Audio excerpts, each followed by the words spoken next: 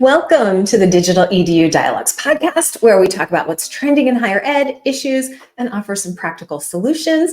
I am Angela Britcher, and today Sheila Fry, the COO of the BAB Group, is with me. Welcome, Sheila. Hello. Thank you for coming back to talk with us about planning for 2024. And we're going to look at this from two different angles. First, we want to look at trends and what colleges and universities need to consider to attract and retain students in the coming year. And then we're going to switch gears and we're going to talk about faculty and what aspiring faculty and faculty can do to be set up for success in the new year. All right, so let's get started with trends. And you have a lot of thoughts on this as you work with colleges and universities around the country and with organizations. What are some trends that we need to be thinking about and plans we need to be making to set everyone up for success next year? Yeah. Well, as you know, we've heard so much in 2023. So many things been coming down the pipeline. We've heard all these things. Enrollments are down. All these things we need to keep track of and take attention to. We need to look at higher ed, needs to see how they can grow enrollments, see what they're going to do to reach more people. We've seen the reports, the CLORI reports, EDUCAUSE, all those types of things.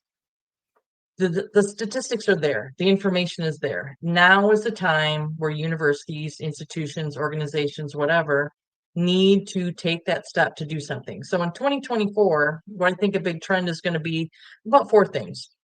One, micro-credentials, and we can kind of talk about these individually if you'd like. So micro-credentials, we see a lot of that. We have institutions that are hiring people specifically to oversee those. The growth within online overall, like as we mentioned before, the CLORI report, that is where the growth is, that is where the trends are, that's where the students want to be. Institutions need to embrace that. The expansion of the blended or hybrid modality. There's a lot of conversation around that. Again, the students like that. They like that connection yet to the instructor and the courses themselves in the campus, but the flexibility also of the online environment. So how can that be expanded? And then, of course, faculty training. Are faculty prepared for all these types of things? Are they prepared for micro-credentials? Are they prepared to meet the needs, mental, etc., educationally, workforce related, for all these students? Are they prepared to do those types of things? So that kind of is a nutshell of what I really think the trends are going to be for 2024. All right, let's break these down and talk a little bit more about them individually. Let's start with micro-credentials because we have interviewed several experts on this podcast. And as we work with schools all over the country, micro-credentials is definitely a place that institutions are finding success. So talk a little bit more about what you're seeing with that and where you think there could be some growth. Yeah, there's a lot of back and forth on that right now. The ones that really embrace it are going full in. They have a head of micro-credentials. They have one for that whole entire department. They're looking to expanding, they're adding those. From their research, they're seeing that these are what the students would like to have and what they're really interested in. They're the little bits of knowledge, expertise, skills that they can use to enhance what they're doing, maybe to expand upon an existing degree that they already have, but they've moved into a different path for their workforce. Continuing education really is really expanding on this. So it's taking that time and designing effective little micro pieces of a course of certain types of skills that the students are really looking for. And it's really gained a lot of traction, especially I would think in the last 3 to 6 months. I'm seeing it as well. And again, as we talk to our experts on the podcast, hearing that they're taking existing programs and courses and really sort of redeveloping them to be a good fit for a corporate environment or for the workforce. So, developing micro-credentials with a specific audience in mind, like that organization, or they've done some research on who's in their backyard and what that workforce needs, and really finding success when they're developing for a particular population. Yeah, that is the real target there. It's the workforce relevancy. How can they use what they learned today in their jobs or future careers tomorrow? Making sure that the content is relevant, that it's timely, that it's purposeful, and it's obviously gives them relevant skills that they can use right away. Yeah, and I think another thing that we're seeing with this is it's not just, oh, we're going to take this bachelor's level course or master's level course that we're offering and plug that into a program. It's rethinking it and redeveloping it. Like, do we need to offer this in a 6-week format that, adults who are Mhm. working can complete really quickly and again apply directly to their workplace. So Yeah. that sort of The rethinking flexibility is there. It's an yeah. opportunity, again, find out what your students and what your target demographic are looking for. What are those key essentials? What are the key skills? If you're a school that's focused on nursing, you have more of those healthcare type programs. That's your emphasis. How can you then maximize that further by designing and creating those micro-credential courses that will further help that specific target demographic that you're going for?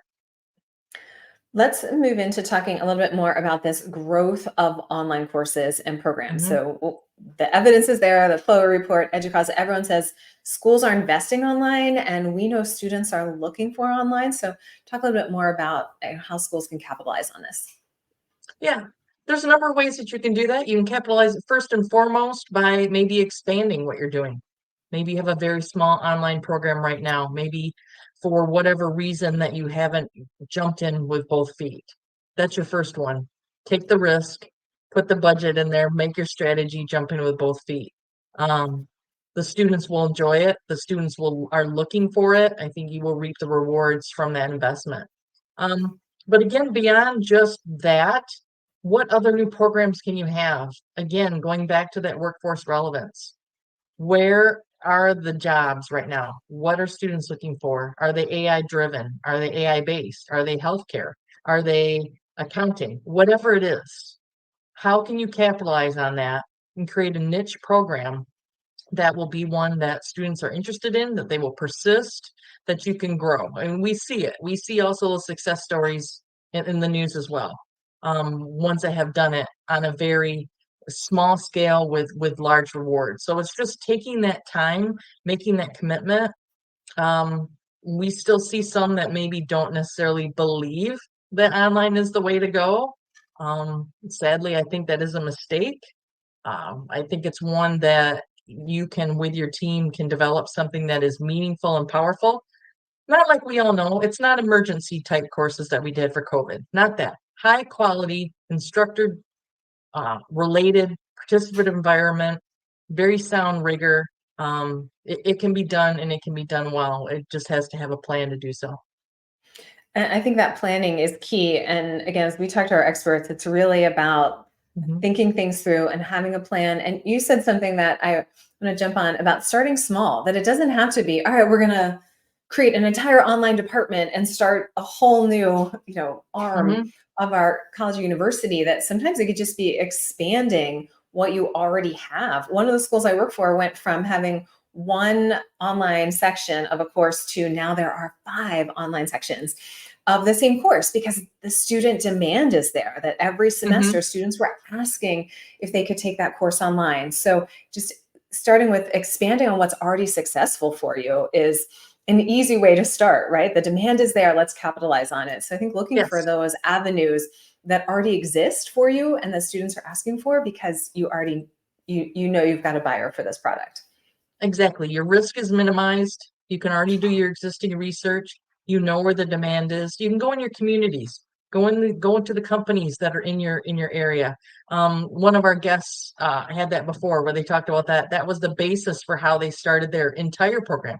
They did it on a larger scale, but they went to the community. They did the necessary research and started out to find what people were looking for, what was important, and you have to start somewhere, and sometimes starting small is the easiest way to do that. And along this same lines, let's talk about this demand for a kind of multiple modalities that students aren't Mhm. necessarily looking for face to face or online. They're looking for a combination of them and kind of this idea of creating a hybrid institution instead of just hybrid learning or there's one Oh, avenue yeah. for each student. It's a win-win. I mean, you have that connectability, you have the presence, you have the instructor interaction that a lot of people want with the flexibility of the online structure. So you are able to create a perfect educational situation in a lot of cases. It's to your point, I think the value, and we're going to see, to me, and trends wise, much more of that in 2024 is that flexibility. Do you want to take it 100% face to face? Do you want to take this course 100% online? Or do we have these modality options where you can have a blended or hybrid format where you can still get that mix. You can still go feel connected. Some people, it's the perfect win. Online is not necessarily for everybody, just like face-to-face isn't necessarily for everybody. Blended is almost the secret sauce, if you will, for that type of structure where you're able to do that. So there still are some design considerations with that. You aren't just saying, okay, the online is just the course support and we do everything in class. You can create a really dynamic and enriching environment in both structures, use the strengths of each type of modality blended together to really create a strong course. Mhm. And I think it really speaks to listening to the needs of the learner, right? How Mhm, many times, I'm thinking about my students that they're so busy, whether they're a traditional age student or mhm, a more adult learner, they've got work, they've got activities. So having some flexibility in their course choices, and knowing that no matter what, they've got this robust experience online, even if it is a face-to-face class, that mhm. they're able to participate even when they're traveling for work, or have some big commitment for work if they're a working student, that they still have options and flexibility to participate in the course. And I think that's Mhm. something that about hybrid learning that is a gift that we can offer our students who otherwise wouldn't be able to make it to class. I think it boils down to listening. Kind of like, we do when we're talking to clients. We're listening. What are their needs? What do they really want? What are they looking for? I think that needs to be transferred to what institutions are doing for their students, for their communities, for their targets. Are they listening? I think the time frame of, oh, they'll come back. That was just COVID. They're going to come back. Well, the enrollments were declining before COVID. It just kind of exacerbated the situation. So, yes, we are seeing some results of ones coming back, but where are they going? And I think we see the success stories. We see the haves and the have-nots. The haves are the ones that have paid attention, that are listening to the students. Do they want the mixed, the blended? Do they want more online options? Um, I think there's an educational, you hear me say this a lot, education for all. I think there's a modality that fits everybody, but we have to listen to what they're doing. So the institutions that do that in 2024, I think will really see continued growth. All right, let's talk a little bit about accessibility and inclusivity. I know you are passionate Mhm. about this topic, as am I, and you are always so great about giving me reminders, and then I immediately implement them into my courses. So let's talk about the Mhm. importance of this, of accessibility and inclusivity as we move into the next year. Yeah. Again, we see a lot of talk of that, which I think one, it's fantastic because there's so many times that we may think about the accessibility aspect of courses when we do them for an online standard. There's so many ways that the LMSs allow us to adjust to that. However, beyond just the LMS tools, we need to think about accessibility, inclusivity right from the get-go, from the design of the content. What options are we giving students to submit? Everything does not need to be a written project, even if it's a video. What ways can we give them to show mastery of an outcome that allow people to build upon their strengths, areas that they're comfortable with, perhaps technical demands or requirements or problems they may have with doing something? Um, we've talked about this before. Not everyone is going to openly talk about their accommodations that they may have. So designing for inclusivity right from the start, making sure that everything is accessible, that there's alternate ways to learn, that there are alternate ways to show mastery, no matter the modality and the structure, I believe is going to really, really pay attention to that. We've done that ourselves. We've added that director of our own company. We have a director of accessibility and quality. That's her job to make sure that we're reviewing, we have an extra set of eyes to make sure that that content fits that need. So it's a kind of a passion project for me, as you know. For my own daughter, but it's something that I think that is really growing in importance overall. I think it is too, and I think it sounds overwhelming, right? Like, oh, I'm Mhm, used to being in maybe a face-to-face faculty, and now I've got to put stuff online, and I have to make these considerations in class as well. And so for me, Universal Design for Learning is such a great resource and tool to be helpful and really simplify some of it, right? And I think for most of us, our LMSs offer helpful tools, as well as just accessibility checkers that we can use that are, inherent in PDFs, inherent in Word, and thinking about alt text. Like there's some really simple things that we can do to make our courses more accessible that otherwise it does. It can sound really overwhelming. Like I have to have some technical expertise, but I think Universal Design for Learning offers some really simple ways to start incorporating that into our courses. And along those lines, let's talk a little bit about faculty training, right? Because all of these things we've talked about, micro-credentials, growing your online courses and programs, accessibility, developing for hybrid, all of them require faculty to do the work and to be engaged and understand and know how to do this. We're asking them to do so many more things than they've done in the past. So talk a little bit about the importance of faculty training. And they're all stressed. They've had to take, now I've done this. Now you're making me teach online. I've never done that. I just want to take my content and I'm just going to put it in the shell. It's not going to work. Your students will be confused. They don't understand that. The faculty have been, again, we all know because of those declines in enrollments, faculty are asked to do more, probably for the same amount of money, more students, less. It's hard. So knowing those types of things, the better you can train them, the smarter they can work. The old work smarter, not harder. So if you're investing in those faculty at that same time, you're giving them the tools, you're giving them the training for how to create a community online, how to use and create effective rubrics, how to convert that face-to-face course effectively to online, how to design for accessibility, inclusivity. Use that creative nature. Take the passion that the instructors have for the content. And most importantly, for the ones you don't have to teach to the textbook. Teach to the workplace relevance. Create the content that is meaningful and relevant in the workplace right now. So that's one of an endless list. I'm sure if you talk to any faculty and said, what would you like to be trained on? They could quickly scribble out probably 20 different things that they wanted to hear. But just doing those simple things, one, it builds great morale. It shows the institution that you support the faculty. You want them to be successful.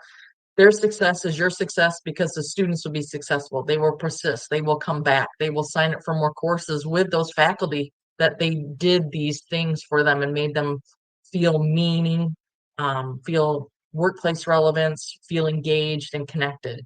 So it's just merely the time of taking, making a commitment to do those types of things in 2024.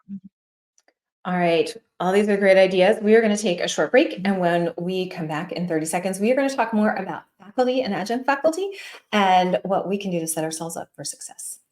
Today's episode is brought to you by Professor Services. Looking for a job in teaching? Need to expand your network? Want to boost your income? Whatever it is, the expert team at Professor Services has you covered. From helping higher ed faculty find new jobs, to essential tools such as cover letters and CVs, to applying to jobs for you, Professor Services equips you to nail your job search. Don't stress over the job hunt. Maximize your potential and crush your next opportunity with support from our team of experienced administrators, mentors, and educators. Discover how the team at Professor Services can help. Visit professorservices.com today to get started and kickstart your career in higher education. Welcome back. I'm Angela Britcher, and I'm here with Sheila Fry, the CEO of the BAB Group. And we are going to shift gears and talk about faculty and setting faculty up for success in 2024. We've heard a lot in 2023 about layoffs.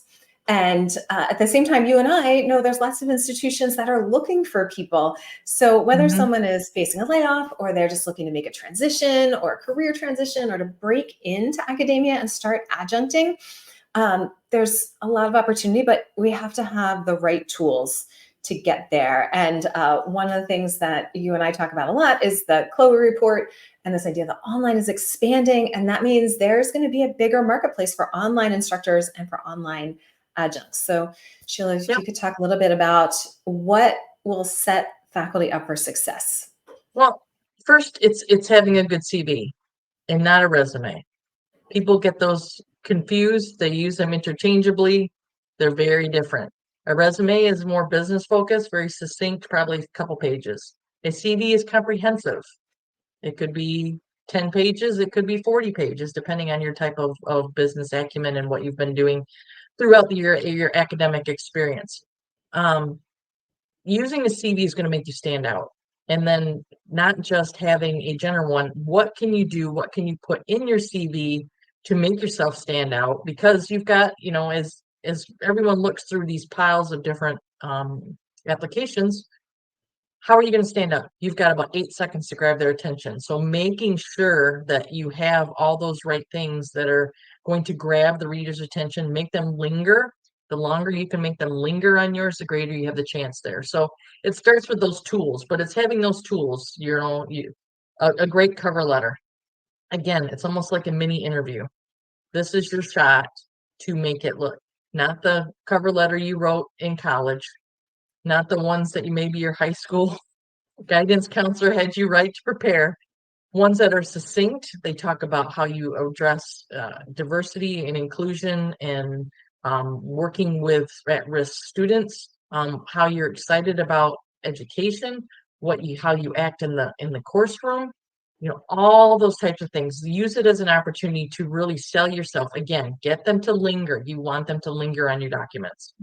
I think that is such a great point. And I think I want to expand on that a little bit, just from my experience of having my CV done for me and how hard it is to write about yourself. And so I think when I've had my CV done or when I go to update it, it's not just a list of the things that I've done, but like you said, like you want to make it interesting. You want to engage the reader's attention. But my first thought is that a hiring manager is looking online. So what can I put in that CV or that cover letter I've uploaded to their job application? What are things I can put in there that are either going to capture the attention of their search or just their attention in general? So when I think about that cover letter, I'm writing specifically for that institution, right? I have a lovely general cover letter, but that middle paragraph, I'm showing I've done the research about your institution, and here's why I'm a good fit, or here's why my experience is a fit. Here's why I'm passionate about what you're passionate about and why I want to teach there. And so I think kind of, we're in an age of storytelling. So how can we tell a story with that cover letter and go beyond, I think like you said, that very traditional, high school guidance counselor cover letter that had 3 paragraphs and they had to contain these things. Like instead, you do this, I do that too, right? And so I think that is using storytelling can be a really helpful tool to get attention. It's the research that's spot on. It's taking that 10 minutes, and we're not talking hours. We all can find 10 minutes. It's taking 10 minutes to look at that school. What programs do they have? How does that fit within your skill set? What do they do? Oh, maybe you saw a press release that they're expanding on their nursing program, and you have your RN or BSN or MSN. That's what you want to bring up. These are the courses that I would be qualified to teach. This is how I could fit in your program and help build your success. It looks like you're doing this, this, and this. It shows you have interest. It shows that you've taken the time. It shows that you've had a match with that, and you're putting yourself already in the shoes of that position. It's not saying, hey, please hire me and find somewhere for me to go. You are giving them a path to do that.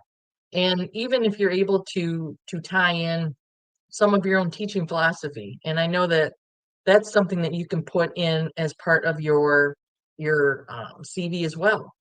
It doesn't have to be, your 2-page teaching philosophy. That's not the place. But something, again, because as people and hiring managers sit and they look through it, they flip and flip and flip. Oh, this one looks a little different. Oh, I'm going to stop. Oh, what's this? Oh, that matches what we think. Oh, you have a good background in this. You want them, again, I'm going to say it 100 times, but you want them to linger. The longer they linger, the more they're going to do that. Keyword hits are important. So knowing the relevant keywords for your industry, maybe it's including the descriptions of the courses that you've taught, knowing which ones are relevant within your industry. So when they use, the automated AI type screening tools, yours is going to come out. And also, we didn't really touch on this at all, but one thing to avoid is obviously making sure that you don't have things in your CV that are going to spit you out from those images, the fancy borders, all those Mhm. types of things. If it can't read it, it will spit it out. So don't shoot yourself in the foot before you've had that opportunity to even get in front of somebody. Mhm. Now, you are a pro at LinkedIn. Talk about the importance of LinkedIn as we are looking for our next opportunities. hmm People, that's where professionals, that's where they're looking. We all see that. We see, oh, I appeared in so many searches this week. This many people looked at my profile. Had people that were reach out to you. We know a number of people ourselves that have said, hey, XYZ school reached out to me to teach because they saw my information on my LinkedIn profile. So it's important that it's optimized. Again, the keywords. Where are your skills? Where are your expertise? I don't advocate putting your address and everything on your CV that you may list there. Just take that out, just put your name and some contact information, and then you can have that uploaded so someone can look at that if they want to, because the recruiters are there. Especially if someone has a last minute need. Something happens that another section opens up and suddenly you have to find somebody and maybe they don't have someone. So they're going to look real fast. Who can I find who's got expertise in this area quickly? Mhm. Um, And that's such a great point because I know, we talk about applying and thinking semesters down the road that schools are always looking, now they're looking for spring and summer and mhm. fall of next year. And we're always, thinking, so apply, apply, apply is our motto, right? Keep applying because you never know when that opening is going to come. But at the same time, we've also been in the position where it's 2 weeks before a course starts and it's, oh my gosh, someone can't teach now. Something happened. We have an Right. extra section. Can you do this? And can you do it in the next 2 weeks? So those And that opportunities, happens a of lot. course, you have to be Yes. ready. Like you want Yes. to be the But person that they're thinking of and the person they can find easily. yes. And to your point of the apply, hiring in academia, the wheels of academia move very slow. So it is a marathon, it is not a sprint. And you need to keep applying year round because you don't know, maybe your particular discipline at a school only runs 2 times a year. Well, that's when they're going to look. Well, maybe you happen to hit the tail end of at one of them where it could be a year later or 9 months or whatever that suddenly they've had a chance and they have a need to look at it. So one, don't be pessimistic. Be positive, be there, keep applying, and all of a sudden it will happen. But it's being consistent because it's kind of like investing. You can't time the market, you can't time hiring. So you need to make sure that you're out there all the time. And as you are waiting for those opportunities, let's talk Mhm. about some of the things that faculty can be doing to get ready. Let's talk about some of the training and things that are really relevant that hiring managers are looking for right now. Mhm. It's online experience. You see that a lot. They want to, do you have experience with the LMS? Do you have experience or are you, able to teach online? Have you taught online? There's lots of ways to get that. Quality Matters has some trainings, EDUCAUSE has some trainings. Um, you can find lots of different organizations that would have that. Even sometimes with some of the LMSs, they have free versions of it. You can just put your own content on there and you can play and learn. Um, LinkedIn has different trainings like that. It's putting yourself in the position to be successful. So looking at when you look at these applications, what are they looking for? So as they're looking for that, think of how can I gain these? Everyone has to start somewhere. We all have. Anyone who's taught always says on ground or online. There's always a first time you've ever done something. So what can you do to put yourself up for success? Something as simple along that same line as networking. Who do you know? Who do you know in the industry? Who do you know at the schools? Who do you know in your LinkedIn network? Who could you find in your LinkedIn network that is a hiring manager or a dean or somebody of an area of either a school that you admire or like to work at? Maybe it's your alma mater. Who knows? It's using those types of tools and connections to your advantage because sometimes it's not what you know, it's who you know. And being able to have that, you can have sometimes a gold-plated CV with all the experience in the world, and it's just being in the right place, the right time, or the right one that they pulled out. So doing all those things, making yourself stick out as in a frenzy start to look through all these will help your chances. So we need to be ready. All right. Any Mhm. other thoughts on setting our institutions up and our faculty up for success next year? Don't be afraid.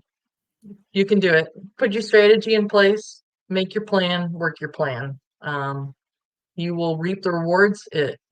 Anything difficult is always worth the struggle and always worth the time and effort. So it's just making that first steps. Excellent. All right. We're wishing everyone the best in the new year. Sheila, thanks so much for joining me today. Thank you. The Digital EDU Dialogues podcast is brought to you by the Edusity family of companies.